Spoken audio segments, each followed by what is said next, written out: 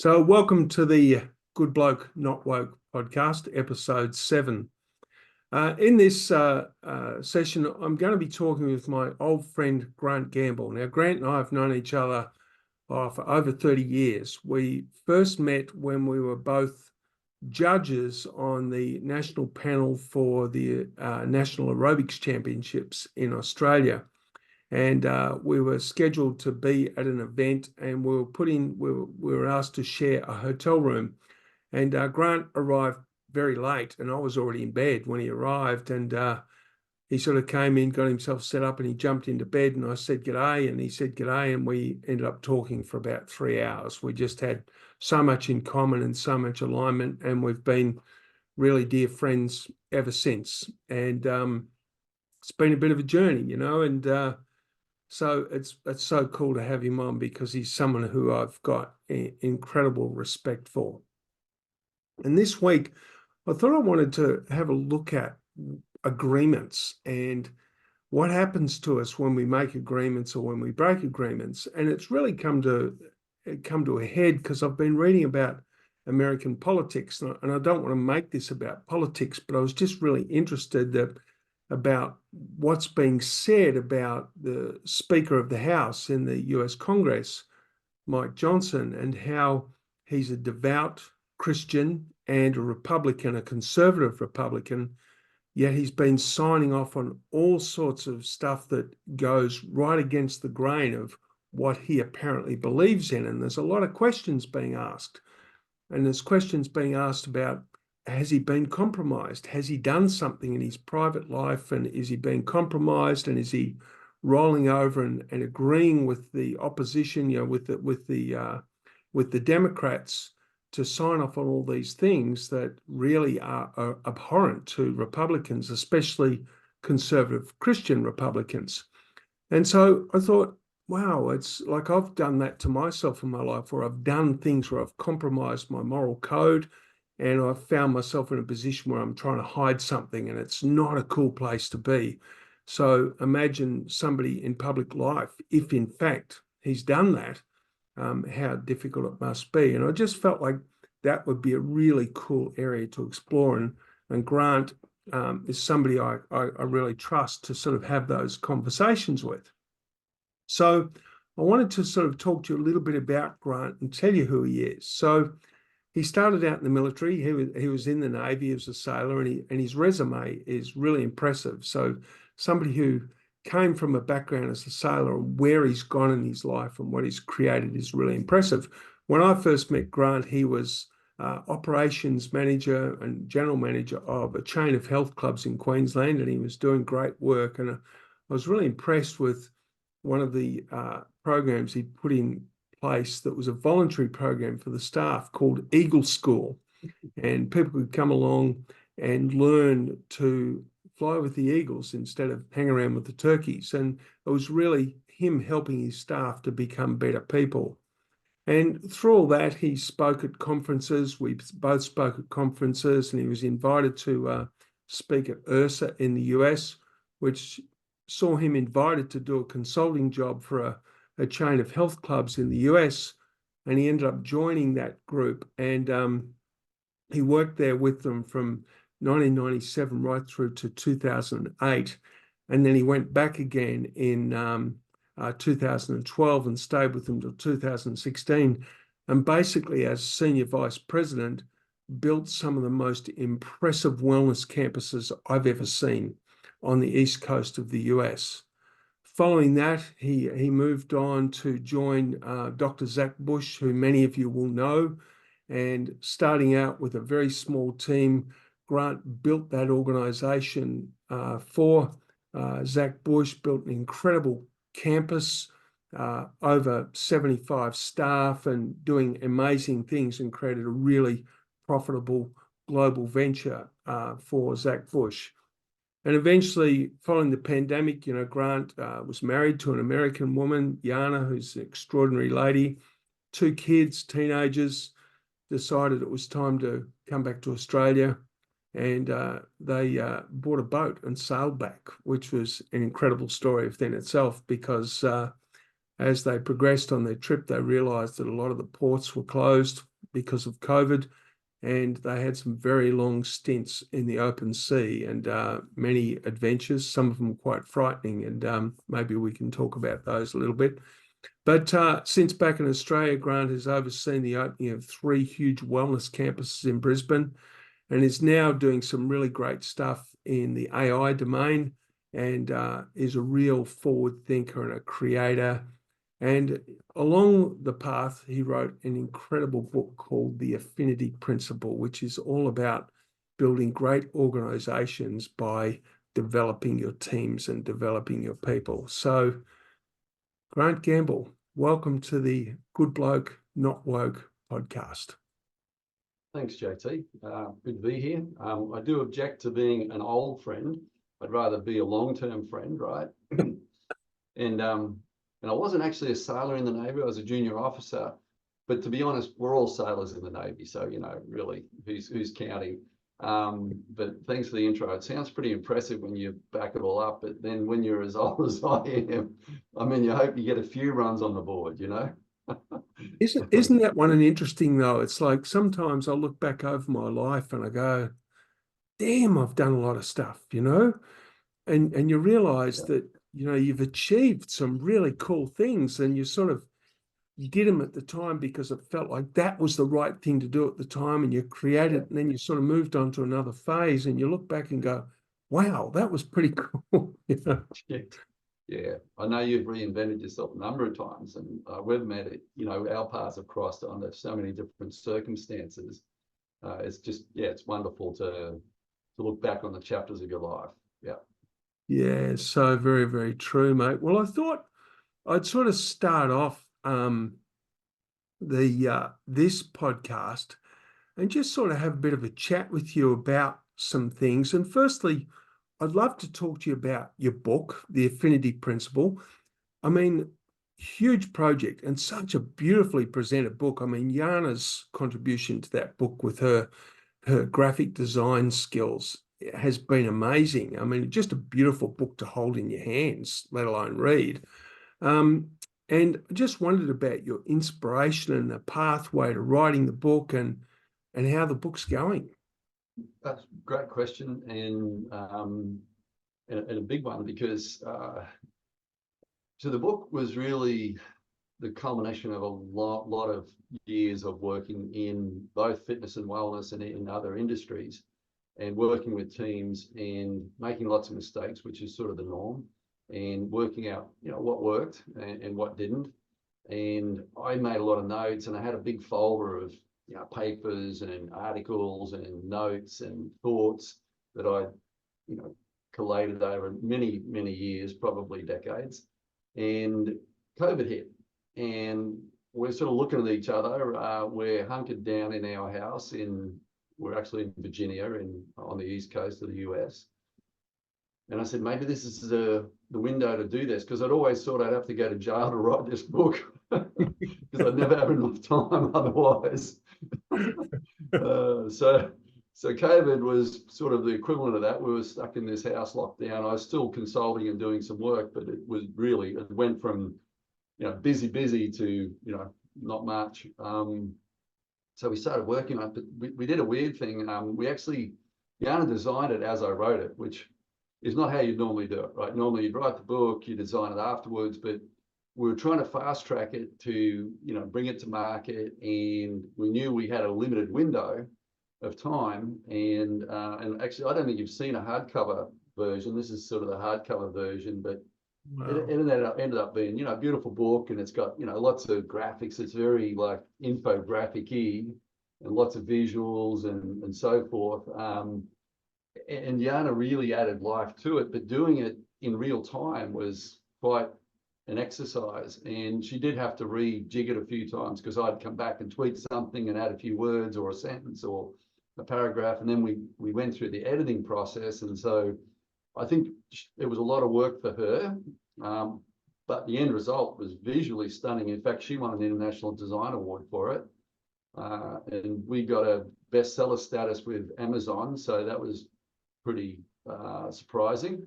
But how it's going today, and answer that question, We haven't done much with it in Australia. We haven't promoted it. We haven't pushed it. The bestseller status was in the US. So we've thought about maybe doing a second edition or doing something with it. We did bring out an audio book. Mike Goldman, I don't know if you know, not Mike, but he was the voice of Big Brother, and for many years, like for a long time. And he voiced it for us, the audio book, and we released that last year, and that's got a little bit of traction. But I think somebody told me, someone very wise, and it might have been you, JT, but somebody told me that you're probably not going to make your fortune selling books. And certainly it's paid for a couple of beers here and there, but yeah, we're not going to retire on that. But it was a great work to get off my chest and literally get into print. Yeah, it's so interesting, isn't it? It's like I decided to self-publish my book, and so I got a healthy margin on the sale of each book, but probably that limited the volume of sales for me. But I was quite happy with it. But I have an opportunity to be interviewed on television in the US about my book, and so prior to doing that, I will succumb to putting it on Amazon, and then and then it'll be volume, and there won't be much of an earn in it. But that's okay too, because at the end of the day, you write the book to help people, not as a way of creating wealth. I'm not John Grisham, Nor am I, apparently. Oh no, that's very cool. But really the essence of the book and your wisdom around developing staff. I mean, I know you've built some incredible teams, and I've had the benefit of actually being on site, like with ACAC, and talking to the staff and how they felt so valued working under your leadership and the opportunities for them to grow. I mean, where did you pick those skills up? I mean, where was your learning in that? Yeah, look, obviously that began in Boy Scouts, because I was a Queen Scout. So to become a Queen Scout, you've got to do a lot of things that involve leading young men, often recalcitrant young men, on long hikes or, doing different activities, community activities and so on. So I definitely learned some skills there. As a junior officer in the Navy, leadership is what it's all about, or it's supposed to be all about. And definitely there was some hard-earned skills there. And some of those were contrast skills where you're watching people and going, okay, I don't want to do things that way. And beyond that, my first club that I owned, I fell into. I literally fell into it. And I didn't know what I didn't know. And I had a team, and that club had actually gone bust 4 times at that site when I took it over. And I had a team there of really good people, but they'd never really been acknowledged before. They'd never been truly engaged. And I used some of the skills I'd learned, to do that. And it wasn't even, I don't think I really was thinking logically about it. I was just doing what was coming intuitively at that point. And also just the old adage, do unto others as you'd have them do unto you. I was treating them the way I would want to be treated, because I'd grown up in the fitness industry, from a aerobics instructor to trainer to front desk person to assistant general manager, then to a general manager. I'd sort of been through the works. And when I was cleaning the club, and where I started out in a full-time role, cleaning the club and working at the front desk, I probably wasn't treated the way I'd like to have been treated. So good lessons in that. But when I got to scale that up into chains and into larger groups, the challenge then is, how do you scale that? Because I can't be at every site. I can't, do that. And I really need to grow the people. And that's where Eagle School, or I later called Eagle Academy, came from. It was just focused on how do we grow our people? How do we help our people be the best that they can be? And in turn, what happens is they influence the very fabric of the organization. And it's funny because I ran Eagle Academy at every location that I was at, but at one of those locations, I won't name them, as soon as I left, they changed Eagle Academy to skills to use spreadsheets or to get better at your job. and it floundered, and their numbers shifted too. So instead of these team members being really engaged and on point, it suddenly became all about the job, and that shifted. So I think the essence of the affinity principle, which is what you're referencing here, is that it is all about people first always, which is sort of the mantra. Yeah. And when we help people be the best that they can be, the organization flourishes. Yeah, and just one thing that I haven't, I think, told you yet, but I came across recently some articles about a thing called the service profit chain. And the service profit chain was written about back in the late 90s, unbeknownst to me. And it sort of is part of my affinity principle. And what it has shown, and they've shown this through significant research, that if the team members are engaged and they're really enjoying their work and they're in flow, then your members or customers are going to, in turn, be enjoying the experience. It's almost inevitable. And that equals financial results. So the affinity principle is exactly that, except I add in the leadership piece, because I really think it starts with a leader, whether the team's engaged or not, whether the team feels valued or not, whether they are in flow is all going to be a function of leadership. So I think to the service profit chain, there's proof that if the team is engaged, that's going to impact your numbers ultimately. And I would argue that it's going to start with the leader. And last point I'd make is just that scaling thing. The challenge I faced was, how do I, get this out? And training the team was the logical way, training the managers and the leaders, but even the team on the ground, to imbibe this sense of ownership, of affinity for the organization, but affinity for the members or the team, all the customers. But equally, as things got bigger and they got to a certain scale where I couldn't do that one-on-one or even in groups or even, across the board, that's sort of where the book came from. And ultimately our AI system as well. That was sort of the extension of the book to go, okay, how do we automate this? And, rest is history. Yeah. Wow. Yeah, Sorry, amazing. long-winded What a answer. journey, eh? Yeah. What a journey.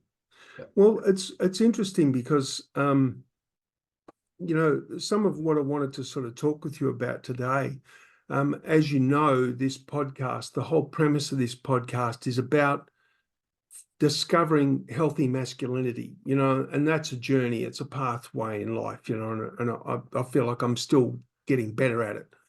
And I describe healthy masculinity as the development of a strong and robust moral compass, and then having the courage to live by that.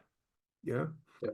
And so part of it, leading back to my intro, is about agreements and creating agreements and keeping agreements. And there's all sorts of agreements. There's agreements we make with our intimate partners, whether that be a wedding ceremony where we exchange vows, or whether we in a non-wed situation where we make agreements, or agreements can be in the workplace, agreements can be with our kids, agreements can be with our community, whatever. There's agreements. And some of the things that drag people away from or put people in positions where they might contemplate compromising an agreement, or they actually break an agreement. And one of them, of course, you and I have got a long background in the fitness industry, and it's an industry where it's all about the body. There's a lot of sexualization, and there's a lot of, I suppose, temptation. And some people, men and women, they navigate that beautifully and they never bend to it. And some of them fall into it and they make mistakes, and they perhaps breach agreements with their partners and do things they shouldn't do, or they actually become the architects of broken agreements, whereas they get into the seduction and they start messing around. And we've seen all of it in the industry, and you've met a lot of people. And number one, how did you navigate that? And what do you feel is going on for the people who do succumb to that and end up, putting themselves in very compromising situations? Yeah, well, I'd like to say I never crossed that line, but that wouldn't be true. There's definitely been incidents in my history where I've made mistakes or crossed a line that maybe I didn't even realize was there, or or maybe that you, you know, pretend's not there. Yeah. Me too, by the way. Yeah, look, I'm human, Yeah. and I, you know, I try not to live with regrets, but there's definitely stuff where I go, geez, I would do that differently today. Yeah. I learned some hard lessons certainly early in the piece, and some of those lessons stayed with me. Some of those evolved, but ultimately, what I'd say, I really got to a point of realizing that you got to look at yourself in the mirror in the morning.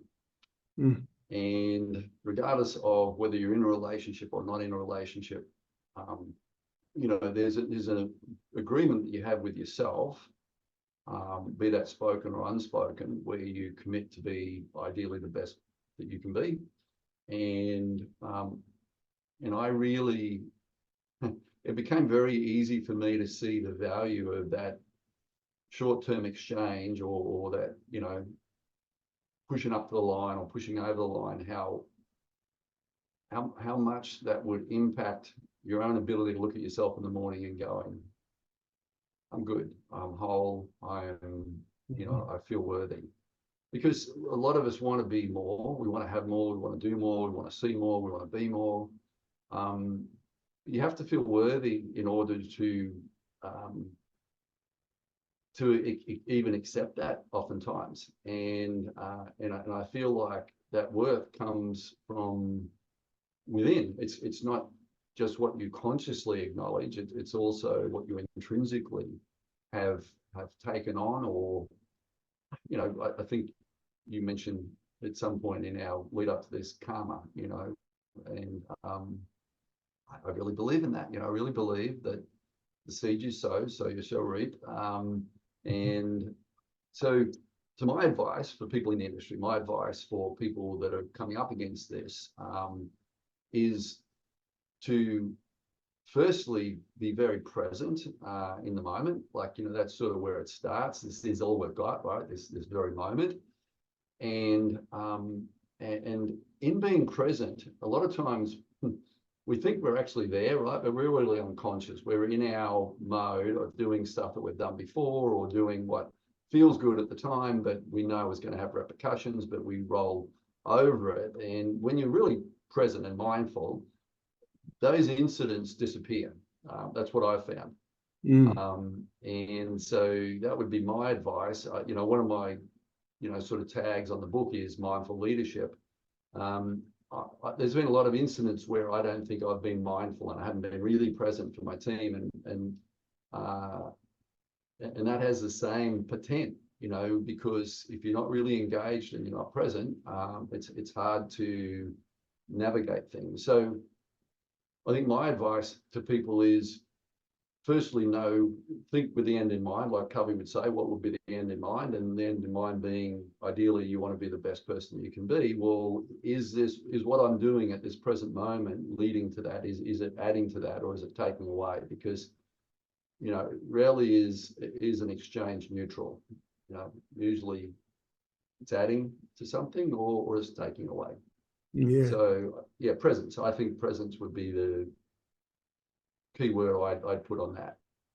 Yeah, it's so interesting, isn't it? I mean, my probably thing that I had to work through and deal with is I can be incredibly flirtatious, you know. And, you know, I used to always convince myself that that's just innocent fun, you know. But the reality is that's such a breach of an agreement with my partners at the time. You know, I mean, I've been married a couple of times, and I've broken agreements with my partners. It's I mean, you know, I cheated on my second wife, and you know, that was what brought my marriage to an end, and that was a brutal lesson, you know. And but it wasn't a single dimension lesson. There was so many lessons to it about what had been sitting in for a long time and wasn't being honest with myself about how I was feeling, and then leading to me doing things that I had justifications for. And all of that was just me deceiving myself, you know, and it ends up in a really mucky place. But what I realized is that as soon as I stepped out across those lines, you know, whether it be just flirtatious connections or that little game playing, I couldn't then be fully present with my partner Yeah. because I know what I've been doing.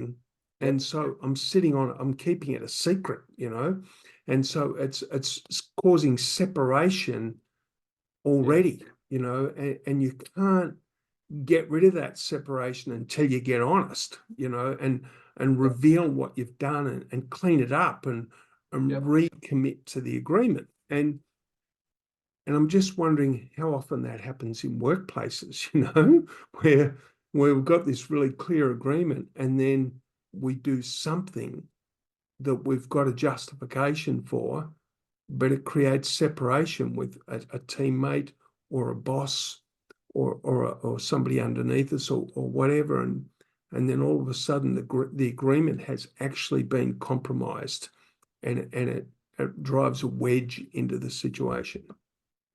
I see this in companies, JT, to accentuate that point, where leaders are making decisions that they argue, and this is a different framework, but similar thing, that they argue is for the good of the company, right? And for the shareholders and the investors and so on. But they're compromising team members and even the customer in that exchange. And you see how that impacts the framework in the energy within that business. And we measure it with our AI system. We actually measure in team engagement. We measure, the member or customer experience, and you can see it. Like, you can see it track behind the leadership's input. And this is not, about karma or even measuring energy. It's measuring simply what's the downstream impact of the decisions you make. And, Eleanor Roosevelt has a great quote, and the quote is, you might win the rat race, but you're still a rat, right? And I'm like, I love that, right? Because I see so many, companies justify their actions in defense of the shareholder's stake or the investor's stake, but what they're doing is compromising significantly, and they do compromise the long-term integrity and functionality of that company. They end up with high turnover that adds to their costs. I mean, the thought is that short-term decision is worth it, much like we're talking about, but the long-term repercussions, downstream repercussions, often cost far more. So it's exactly that. It is. I mean, it's such a muddy game, isn't it? And it's but there's so many opportunities, as you talked about before, about getting some brutal lessons. I mean, the lessons, I'm so glad for my lessons because they were my greatest teachers. But there have been many times in the past where I tried to deny the lessons and justify or, explain away or blame. Blame's a really good one, right? But there's no growth in that area. But it's so interesting that you bring that one up because I agree with you. I've watched a couple of different companies I've been closely associated with that were brilliant companies, brilliant culture.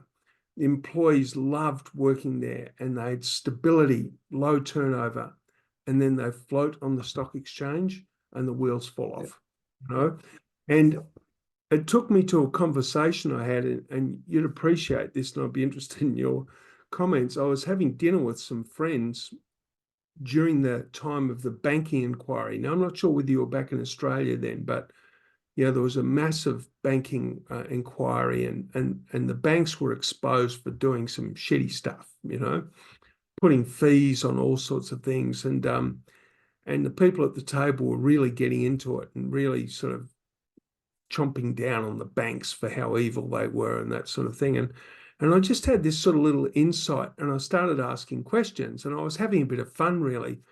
And I asked how many of them had superannuation. Of course, they all did. And I asked how they felt their superannuation was performing. And one person said that theirs was okay, but the rest were dissatisfied with their superannuation. And I said, what do you do when your super's not performing? And a couple of them said, well, I get on the phone and I chew them out, And I said, so how does your superannuation fund make money? And they said, well, investments. And I said, what sort of investments? And we got down to the fact that a big part of it is the stock market. And I said, what sort of stocks do they invest in? Of course, it's blue ribbon stocks. And what are the blue ribbon stocks? And of course, we got down to the fact that the banks are the blue ribbon stocks. And I said, so you're the one who's actually putting the pressure on the banks to make more profit. so, Yeah. so actually you're the one that's creating the pressure that leads to the banks doing stuff that's dishonest, which is stealing money out of your account, right? And it's like, and they got to see how actually they're not victims of the whole thing. They're part of the whole charade, you know? Yeah. And Yeah. and it's a really interesting thing about, you know, what advantages are we trying to take from the system as opposed to what we're contributing? Downstream impact, and you know, there's a big cry for sustainability right now, and you know, there's a lot of different things that people are pushing for, and I think the question that people need to ask themselves, which is exactly what you're asking, is what are you really willing to give up? What are you really willing to compromise or to accept as part of that equation? Because we're all part of that equation. Whatever happens, we're all part of the ultimate outcome.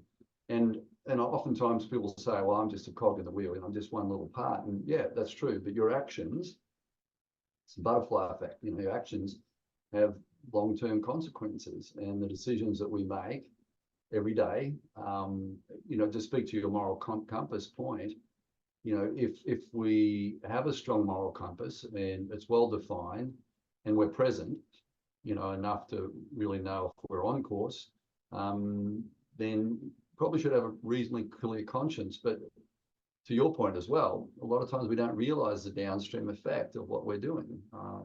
So it's complex. You know, life's messy, isn't it? Well, it is, and it's so interesting and perhaps that's part of the challenge is we don't take enough time to contemplate, you know, and really sort of explore where we're headed and what we're doing. And you know, I spent a few years as a single man, so I had lots of time alone to contemplate these things, and I found it really, really fascinating to explore, you know, what's really going on the planet and where am I playing a role in it. I suppose the next thing I want to sort of ask you about, because this is, you've been involved at senior management level in some decent sized corporations where you employ a lot of staff. And, you know, we make agreements.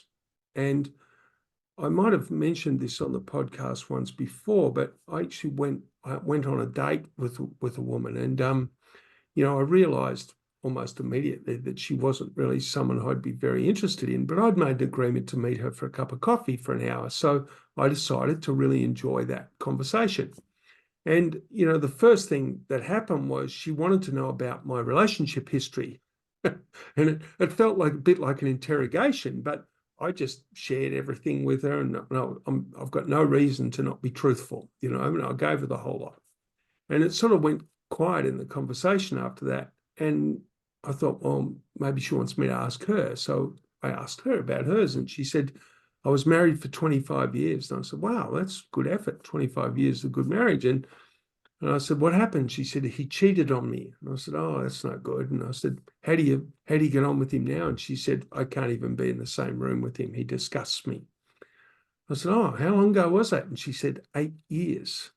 I said, wow, 8 years and you still feel that way? And she said, I do. I cannot stand him, you know? And I just got this little sort of intuitive hit. And I just said to her, what were your marriage vows? And she said, well, how am I meant to remember those? It was 33 years ago. And I said, yeah, I get it. That's a long time. I said, but I could also say that, you know, marriage vows for most of us, that's the perhaps the only time we've ever stood up and declared something public that we're going to do. So I could say, I'm surprised you don't remember. And she said, well, I don't. I said, well, obviously one of your husband's vows had something to do with fidelity. And she said, yes, it did. And I said, so he made a solemn agreement with you at the altar, but then he broke that agreement later on. And she said, yes, that's what happened. And I said, well, how do you know you didn't break one of your agreements first? And she went, oh, I don't. I said, okay. And I just left it at that. Anyway, about 3 days later, she texted me and said, and the text said, have you got a minute to talk? So I rang her and she said, you won't believe it. I found my marriage vows. And I burst out laughing. I said, really? You went looking for them? She said, how could I not? You know, I said, what did you find? She said, you're not going to believe this. She said, one of my vows was to love and honor my husband. And she said, you know what? I was a fucking cow. She said, I broke my agreement with him long before he broke his with me. And I just went, wow, how amazing is that? And she Yeah. said, I Yeah. know. She Wow. goes, I know. I can't believe it. And I said, how do you feel about him now? And she said, I have nothing but compassion for him. Wow. And I said, wow, that, Perspective. Yeah. yeah. I said, what a relief for your kids. And Yeah. she said, oh, tell me about it, you know. But I think How much about, did she should have paid you for that counseling session, by the way. That's like, yeah, that's brilliant. exactly, but it's so cool. But you know, To her credit. I give credit to the training that I've had to actually listen when I feel something, you know, and I've Yeah. had very good training, as you know, from my work in Yeah. the Avatar course. But then I come to the workplace, you know, and when a person signs on for a job, they get given a job description and they agree on a salary. So that's an agreement, right? Yeah. And so what happens when people feel like, you know, they're being asked to do more than what was in the job description, and they Yeah. sort of roll over and they do it because they want to please their boss or they want to be approved of, but at some level they've got a bit of resentment.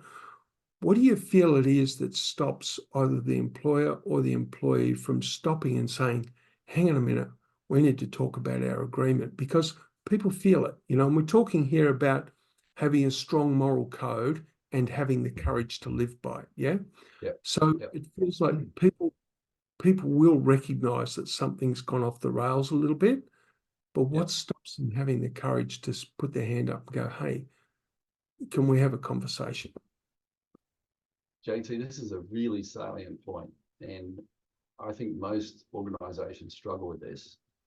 And I want to speak to it because it's actually very much front of mind for me. Because when I go to a company that we're implementing our AI system, I actually look at their core values. I actually look at their vision statement, their mission statement, their philosophy.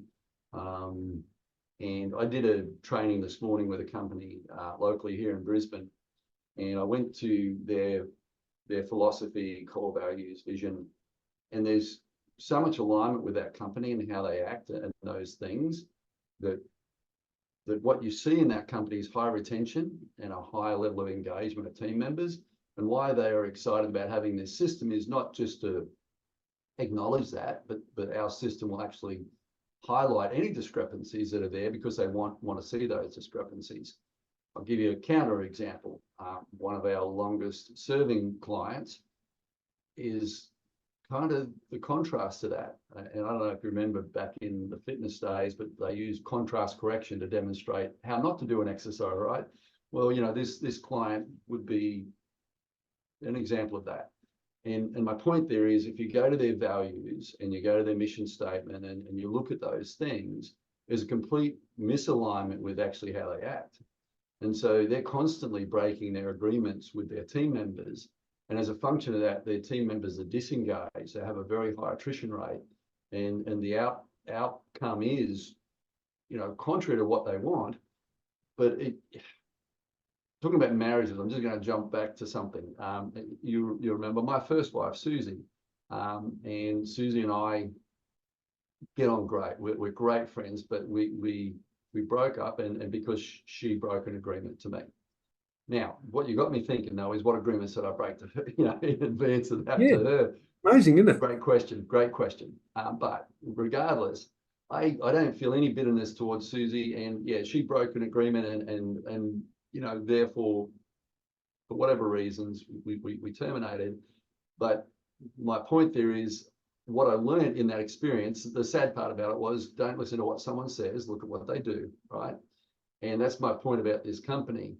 It really doesn't matter, or all companies, doesn't matter what your values are, what your mission is, what your philosophy is, if you don't live to it, right? It's just a piece of paper. Yeah. And I think that that line's crossed routinely. You described it so well. These, and I'm going to say these companies that don't hold to their core values, because I've got to say, I've really not come across a company without a great set of core values, mission, value. If they stuck to it, it would be a Patagonia, right? It would be sort of in that sort of league. There's some really overarching goals among those statements, but the number of companies that actually truly live to it are very few. Yeah. Now, I was working with a company yesterday, or had a call with a company yesterday, and that company, interestingly, has a great set of core values, great mission, great vision, and they want to live to it. Yeah. They know they're not, but they want to live to it. There's a difference there, right? It's actually being aware that, okay, we're not there, but we want to get to that. And that's why they want our system, is to help them elucidate that, or to illuminate that. That's a very different situation, right? But the companies that choose to, call it the ostrich syndrome, put their head in the sand and just plow ahead, and, whatever drives money to the bottom line, is good. What they don't realize is what they're leaving on the table. And I've demonstrated this in companies I've come into to turn around, where struggling financially, and it's like scrappy, and they're cutting corners and they're ripping people off, and I say that's a harsh statement, but they're really not doing what they're presenting that they're going to do.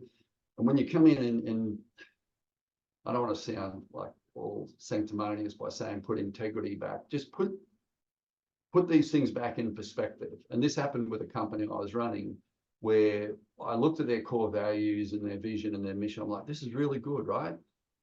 But when we asked the question of the team, are you aware of our purpose and our core values and our mission? And the answer was no, right? And the answer is because it's not threaded throughout the company.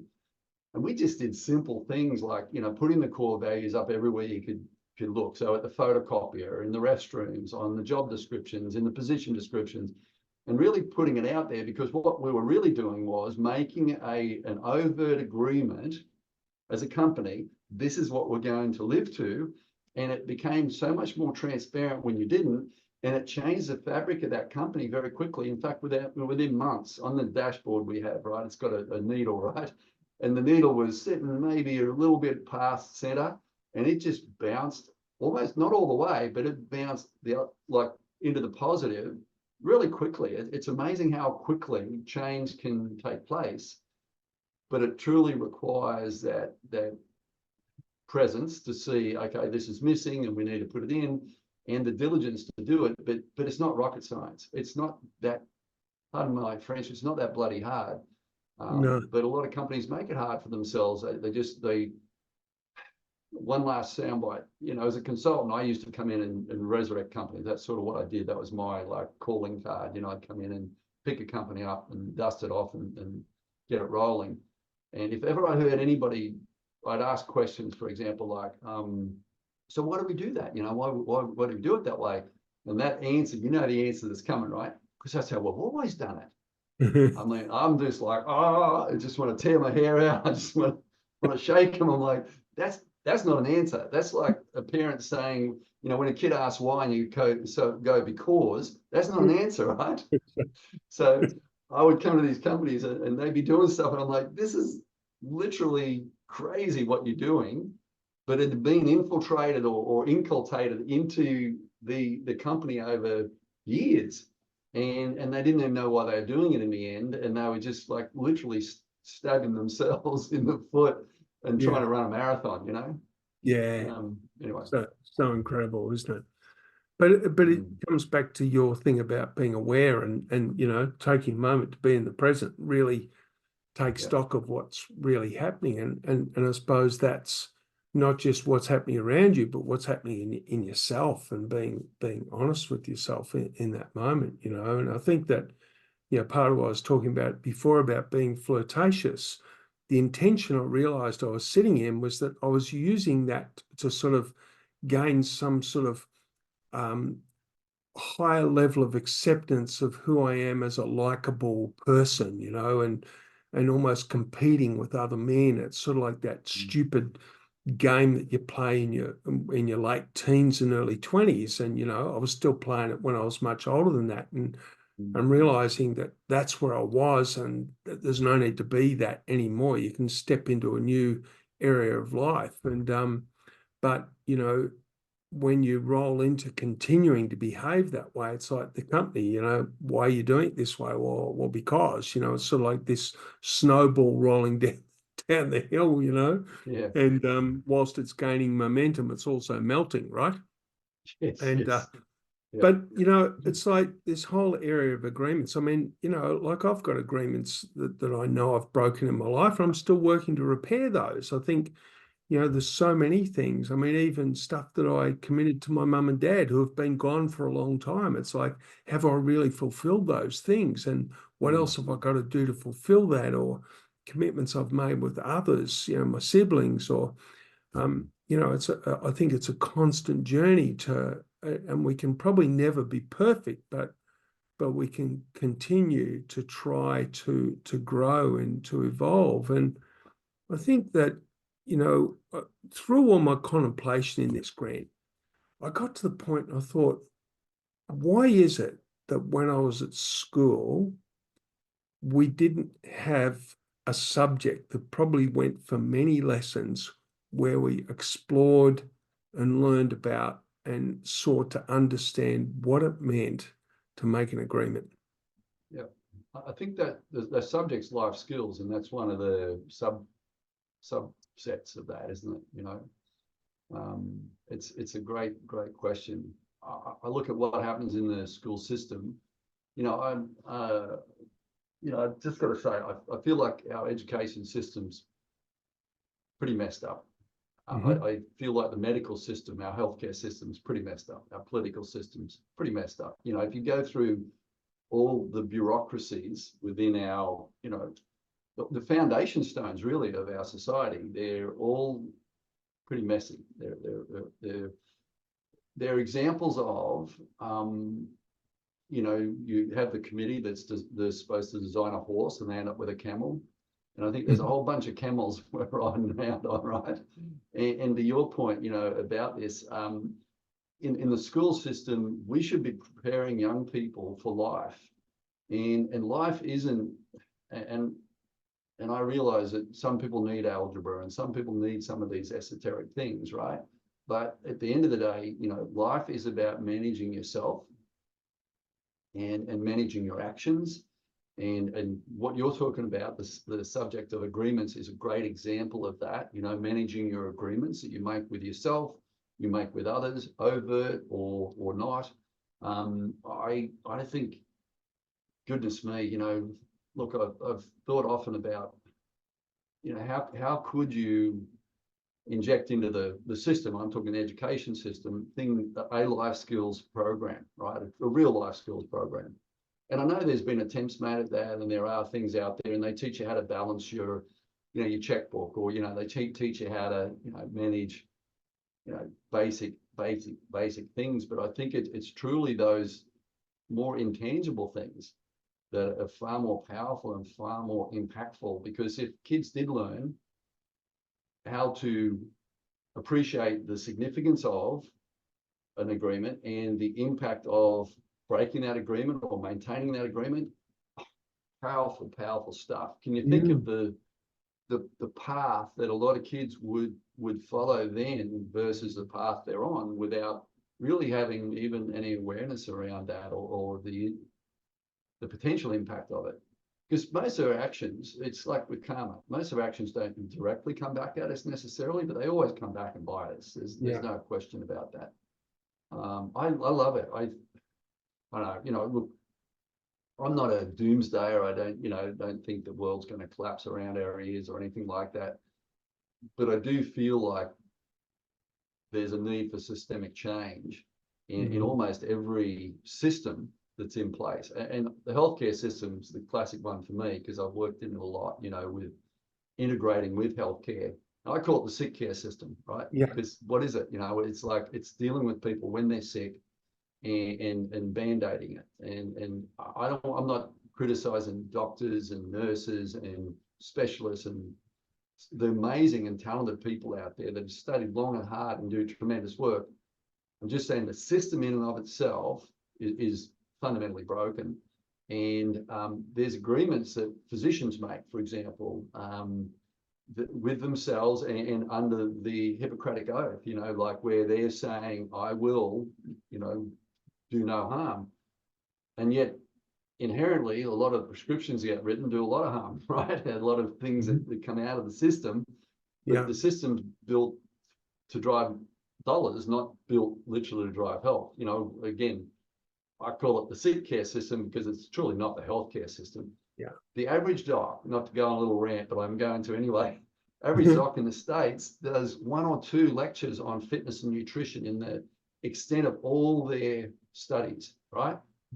Now, the number of programs and courses and lectures that they get on pharmaceuticals and on prescription of, things to band-aid or patch up the problem, immense, right? But there's no focus on preventative health. And therein would lie a systemic improvement to that system would be to say, let's focus on preventive health with people rather than patching them up when everything's broken. And I think what you're describing, back to your point about the education system, I think if the education system is truly designed to help people function in the world, they need, again, to have that upheaval and injecting, that subject, even if it was just a subject of agreements, there'd be a significant shift in the output, of the kids that are coming out of these programs, just in and of that itself. I will add one thing, sorry, but I'm getting to rant a little bit, sorry, but social media, right? I think social media has got a lot to pay for, like it's got a lot to answer for. And, teen suicide in the States has gone up about over 130% since, the advent of, and that's teen girls, of social media. And, causation, correlation, you can make arguments and people do, but there's no doubt that a lot of what's happening and what kids are signing up for and what parents are signing kids up for, right? By giving them a phone and by putting them on social media or allowing them to be on social media, we're making agreements.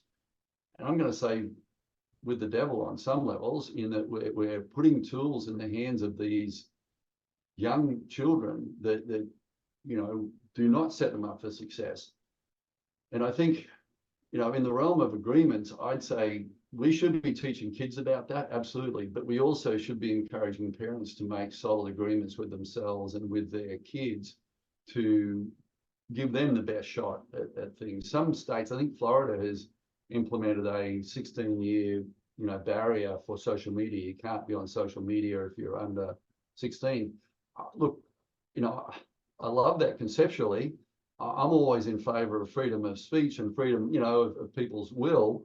But man, at some point we've got to start putting, and I think this is what you're talking to, putting some guidelines in for people, which really is what's an agreement is a little more than that. It's a little more like we are going to stick to this, but within that, just to give people frameworks to work within, because I'm seeing today more people struggling with mental health and overwhelm and stress, and it's just endemic. And the other group that the suicide rate has gone up in significantly is what? It's older males, older white males. The suicide rate has just gone crazy. There's so much happening out there that is a function of on some degree, in some ways, over-regulation, in some ways, under-regulation. But I'd say take the regulations out of it and just go back to your moral compass, go back to common sense, go back to where we should be coming from. And I think the essence of it should be to do no harm, to help people be the best that they can be and to give them the tools to do that. And when you're asking a kid, for example, to make decisions before their frontal cortex, like before they're really, I'm going to call them fully sentient, right? It's fully cognizant. Man, we've got to it starts with the parents. I'm sorry. I've gone round and round in circles there. Sorry, but I just think that the parents Get it. is where it starts. I think that it's really interesting. You raised a few different points there, and one, the medical system, as you know, back in the late 90s, I lectured in medicine. I taught wellness in the School of Medicine at Monash University, Yep. and the opposition to my subject from other lecturers was extraordinary. They eventually got it killed off because they Yep. didn't think it was real medicine. And basically now in the medical schools in Australia, the students come in, they do 2 years of intense sciences, physiology, anatomy, biochemistry, etc. And then for the rest of their course, when they're not doing hospital rounds, they're learning how to match pharmaceuticals up with symptoms. And Yep. as one of my great mentors, Professor Avni Sali, who was the founder of the National Institute of Integrative Medicine, he said basically what the medical schools are doing is they're churning out highly credentialed pharmaceutical sales reps. Yes. They're not Yes. doctors, Yes. And I don't wish to insult them, but that's how much the system's been railroaded by big pharma. Now, I'm all for a capitalist economy. I love a market economy, Yep. but even when I was at school studying economics as a 16-year-old, it was made very clear to us what happens when monopolies manifest. And, our governments, for whatever reason, haven't got the courage to smash those monopolies. And what we saw during the pandemic was doctors breaching their own oath and following through with vaccine mandates when they knew that there wasn't safety data and they weren't sure. But there was a number of incredible doctors who put their hand up and said, no, I'm not doing it. They're the ones who have the moral compass, and they're the ones who are taking a lot of leadership. But I wonder if in all of this, where the men are in society, right? Because, as a man, I'm the guardian of my family. And I know I had a couple of incidents when my son was at school, especially at primary school, with one principal. And the first time was when Eminem became really big, back in the early 2000s. And this principal sent a letter home saying to parents, you should be more observant of the music the children are listening to, and you should be ensuring that they aren't listening to music that should be damaging to them. I went, wow. And I went up to the school and saw him, and I sat down and said, man, you're older than me. Surely you were around when the Beatles and the Rolling Stones came to prominence. What were the school principals telling parents back then, Yeah. And I said, and did you agree with it? I said, well, you just did the same thing.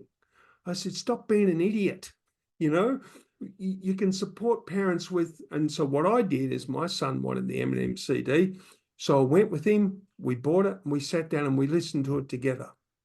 Mm-hmm. And he said to me at the end, what do you think of it, Dad? And I said, can we listen to it again? I really like it, But it was like, and, as you know, when you're a kid, as a parent, if you give a kid a gun, you're going to hang around with them for a long time to make sure they're learning how to use it responsibly. Yeah. Well, I reckon giving absolutely. a kid a smartphone is the same. If I'm a dad and I'm giving my kid a smartphone, I need to hang around with him or her until they know how to use it responsibly. And I need to be there to mentor them, to watch them, to guide them, to help them with that. And it's lazy parenting to just throw them the smartphone and think you're being, Santa Claus, because you're not. But I had another situation at the same school where on the weekend, my son and his mates were up at the school, and there was this old glass house sitting over in the corner. It wasn't very big, and it was rusted, and a lot of the glass was broken. And so they were throwing stones at it, breaking the glass, right? And anyway, something came up. The principal heard about it, and he issued this decree that boys were being vandals on the school grounds, and they're in big trouble, etc., etc. And my son came to me and goes, oh, Dad, that was me, I said, well, what do you want to do about it? And he was really scared. And I said, well, do you want to go up and own up? And he said, oh, I think I need to, Dad. So we went up to the school together, and we went to the principal's office, and he sat there in the principal's office, And he said, I was one of the ones who was smashing the glass. So he's got a moral compass, you know. And you know what the principal did? He said, well, I'm sitting here wondering whether I should call the police. And he bullied and intimidated and frightened my son, you know. Yep. And in the end, we left, and I took my son home and we had a chat about it. Then I went back and I sat down with the principal. I said, how dare you? How dare you? He had the courage to come up and own up and take responsibility for what he'd done. And you bullied him and you frightened him. And that was so unnecessary. And I said, if I ever catch you doing that again, you're going to have to deal with me, mate, because you don't do that to my son. And I'm wondering how many fathers are actually feeling stuff around the schooling of their kids and they're not saying anything. You know, what would happen if they went up to the school and just said, you're not doing that? Yeah. Yeah. We had a similar situation with Stella, and she was at school, and she'd been bullied out of a school, ended up in a second school, and the bully from the previous school infiltrated that school. and we, in both cases, went and, you know, ponied up with the principal and were very clear on what was fair and what was reasonable and how it was, you know, not being dealt with. And we extracted her from the first school and we ended up doing the same from the second. You know, the problem with the system, though, is that there's an immense amount of pressure on these principals to, I don't know how the best way to say this is, you know, they need a total line and to, you know, maintain the party line. And oftentimes they're in conflict, you know. Also, might I say, oftentimes they don't have the innate skills to really pass the nuances within these situations. And most times, and I'm just going to generalize here, they also don't have the cojones, right, to go and do what's right and push against the system. You know, it's tough. But to your point, JT, in terms of parenting, you know I've been absent through work and through travel and various things where I haven't been fully present with my kids, and I've regretted the impact that that's had. And there's a price you pay. And you know, and I heard a great quote the other day on a podcast, and it was, you know, a psychologist, and he was essentially saying, look, if you're a winner, like winners do give up, right? And I'm like, oh, okay. And he's like, yeah, winners give up because they give up a lot of things to be a winner. You know, you sort of have to focus, right? You've got to be monochromatic with, you know, if you want to be the best tennis player ever, you can't have all these other facets of your life. It's got to be like this. And I felt like that was, you know, a really, really powerful point. And my point as it relates to that is there's compromise. You know, there is compromise at so many different points. And we need to decide what are we going to give up, right? In order to be the best parent we can be or the best executive we can be. You know, it's never going to be perfect. But we've also got to look at the long-term repercussions, and what we do with our kids has long-term repercussions. And you mentioned, you know, our sailing trip, that began in an RV. So we were in COVID. We were with our kids 24/7. They were doing what they normally did, and I was like literally mortified with where the kids were at.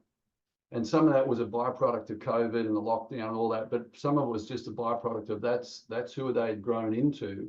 And I just was not around enough, right, to really, really see it. And it was a wake-up call for me and for Yana. And one day we're out paddling on the reservoir, and she said, you know, I think we should sell the house, get an RV and hit the road. And I'm like, absolutely. Like I barely even had to hesitate, because I'm like, we've got to change something, right? Because this is not good where the kids are at, not good where we're at, not good where the whole thing's at. And so we did. We literally turned our life upside down, and that began a 13-month journey where we jumped in, we sold the house, bought an RV, and we traveled for 8 months with the kids. And what happened in those first 2 months, JT, was amazing, truly amazing. What happened was we saw a change in them before our eyes because we were truly present with them. You said there's nowhere to hide in an RV. There was 4 of us plus 3 dogs, right? So we're like literally jam-packed in, right? It was a big RV, but still. And when I was doing the trash, or someone was washing up, or someone was doing this or that, you couldn't hide. You couldn't be in your room. You couldn't be in the basement. You couldn't be in the cottage at the back of the property. You couldn't be, you were there. And it really brought home to them, particularly, just what it meant to be part of a family, to be part of a community, like to contribute. And I've got to say, we watched them change over a couple of months. And then when we migrated from the bus onto the boat, that was a huge step up again of responsibility because we had shifts. You had watches, and, everything had to get shared. There was 4 of us on the boat, and we're sailing 24/7 because when you're sailing, you can't pull over to the side of the road or pull into the next RV park. When you're 1,000 miles out at sea in 7 kilometers of water deep, you probably need to pay attention, right?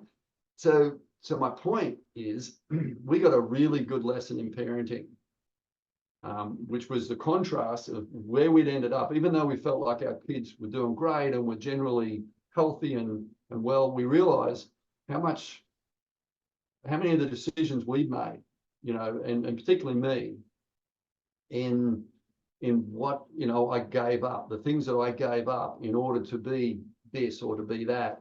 And when we literally gave up everything, my wife wrote a book. I'll just grab it. Called Coach Culture Nomads, right? And this book, it's got 1,700 photos. It's got QR codes. I mean, it's just an amazing book about our journey. But what it underlines in that book, in all those pages, it just underlines those lessons, those hard-earned lessons about compromise and what you have to give up in order to, to achieve things sometimes. But to your point, to absolutely close out your point, is that if you're present and you're really engaged, it actually is simple. It actually will come out the way you want it to come out. But that's hard. That's also hard to be able to commit to that level of mindfulness around your kids and around what you do. Yeah, it's so interesting, isn't it? And 45 odd years ago, Malcolm Fraser got laughed out of town saying because he said life wasn't meant to be easy. Yeah. But Yep. but it's true, and what I guess you're talking about there is making new agreements with yourself and with your kids and Absolutely. your partner, Absolutely. and then following through and honoring those, and that can be so difficult sometimes, and because circumstances change, and it's a bit like with you, when you're sailing across there between Bora Bora and Fiji, 14 days at sea, sometimes the conditions changed, but you had to stick with your plan to get to Fiji, right? Yep. You adjust the sails, and there's stuff you do, right? But at the end of the day, you still got to commit to that. And you're exactly right, JT. Like it's constant realignment. It is constant, recalibration. But again, looking in the mirror, yeah. Well, thanks so much, mate. I mean, we've covered so much here, and I'm sure we could continue to talk for ages, but one quick question I've got you. Who, as you were growing up and as you were evolving through your life, who was a man that you actually looked up to, who you sort of maybe, got some great lessons from or modeled yourself on? Oh, goodness. Look, I think there's a number. Like when I was in Scouts, there was, the scout leader who, I admired greatly. Dave Dyle was his name. And, but then, in the Navy, I actually, one of the PTs, like one of the person, the phys ed, trainers, I admired greatly, and different people at different What was points in his my name? life. I knew you were going to ask me that. Able seaman. I can't remember. That's But all right. I just I asked the can picture question him, right? because in the early 80s, I Yes. used to go to Cerberus and train all the Navy PTIs, you know. Right. Yeah, I'll think of that and I'll come back to you on that. Sorry. But No, what I you're right. was going to say, I chatted with a gentleman yesterday that you know. His name's Nigel Champion. Oh yeah. Yeah. Yeah.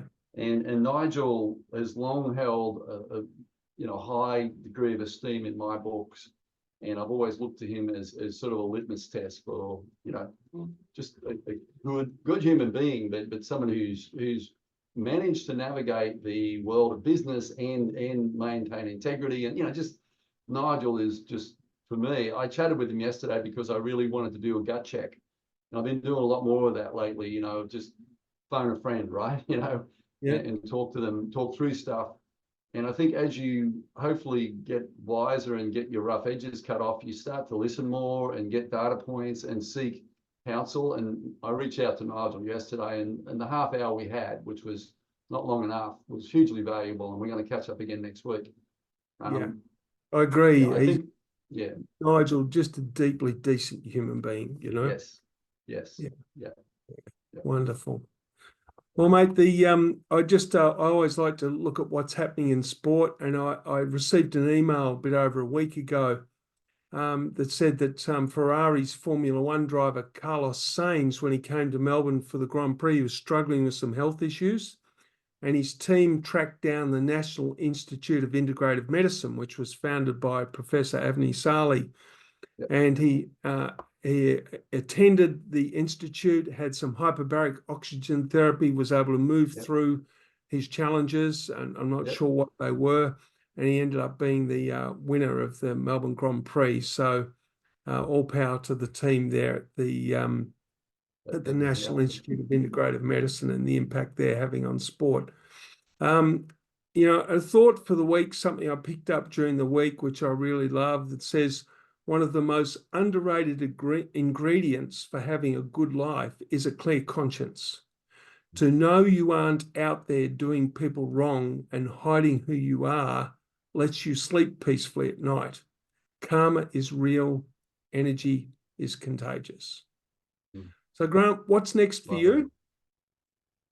Mate, I would say I've got a lot on, and the AI system, it's sort of picking up speed, and but my goal ultimately is to build a wellness community that touches a lot of lives and is a template for future communities. And so everything I'm doing sort of is a plug and play for that.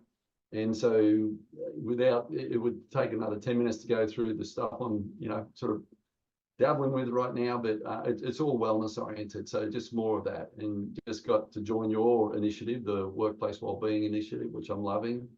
And so fingering a lot of pies, but they're all wellness related, I have to say. Fantastic. So no pork pies, right?